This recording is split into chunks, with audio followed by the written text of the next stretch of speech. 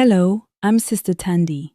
Before we begin today, I need to say something clearly. This video is a judgment-free space. Not one word you will hear in the next 7 minutes is intended to shame, blame, or make you feel worse about yourself. Substance use is one of the most misunderstood health topics in South Africa. Today we are going to understand it, simply, honestly, and with compassion. Whether you are watching this for yourself, for someone you love, or as an employer seeking to support your team, you are in the right place. Let's begin.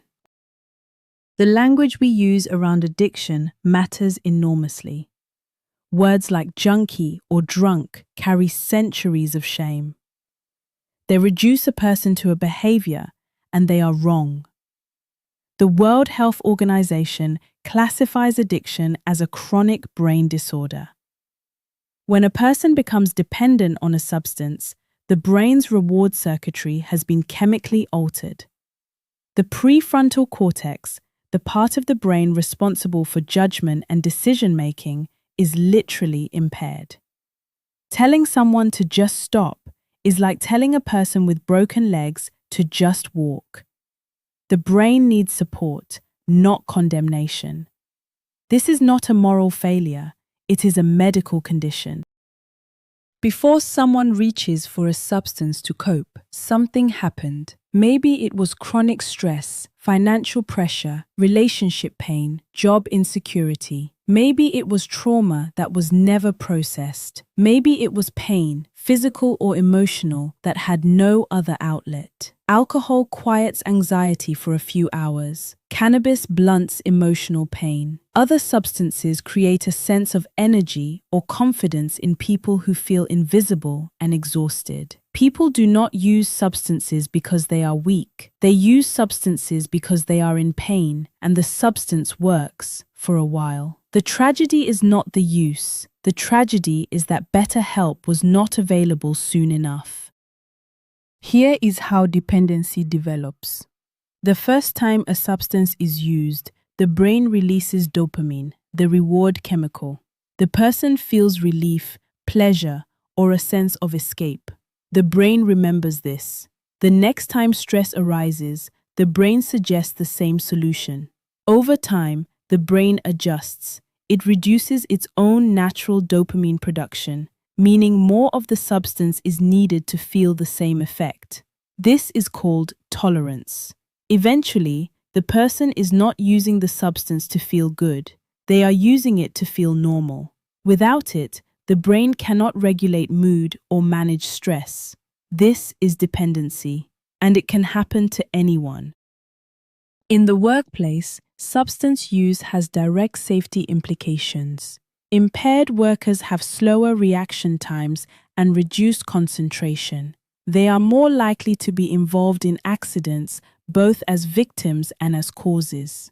They are more likely to make critical errors in high-stakes environments. This applies not only to alcohol, but to substances used off-shift that affect alertness the following day. South African mining, construction, and transport sectors experience significant preventable incidents linked to substance impairment.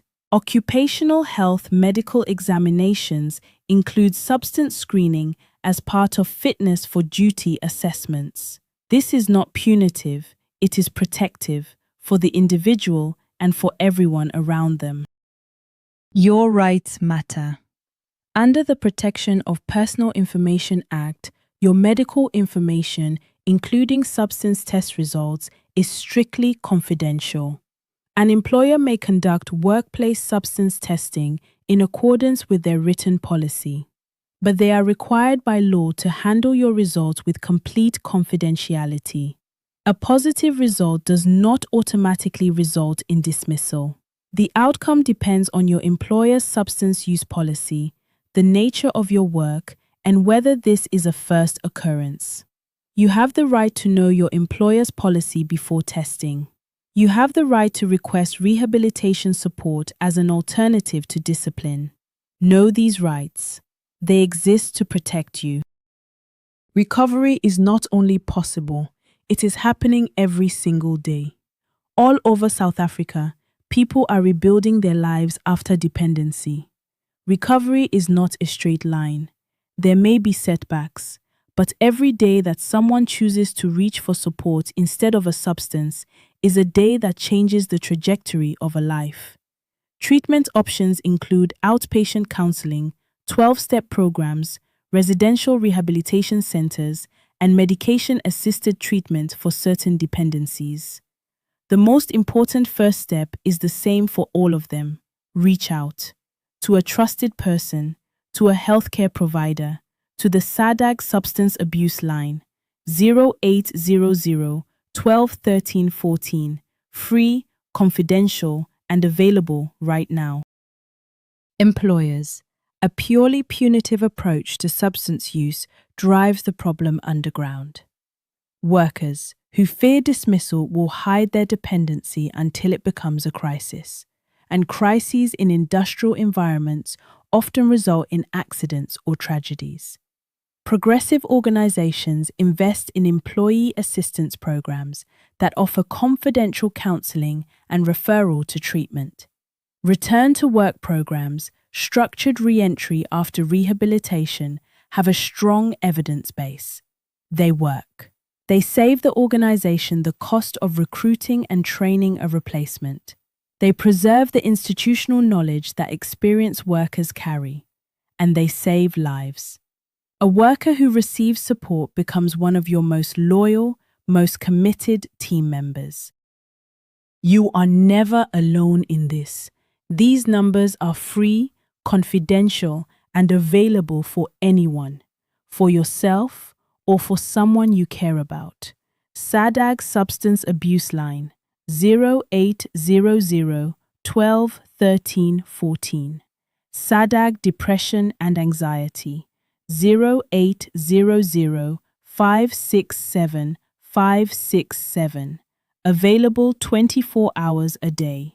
Lifeline South Africa, 0861 322 322. All of these services are free from most South African networks. Text-based support is available through SADAG for those who prefer not to speak. You can visit www.sadag.organization for more information. Please, save these numbers in your phone today. They do not expire, and neither does the possibility of recovery. Before you go, here is something from the research.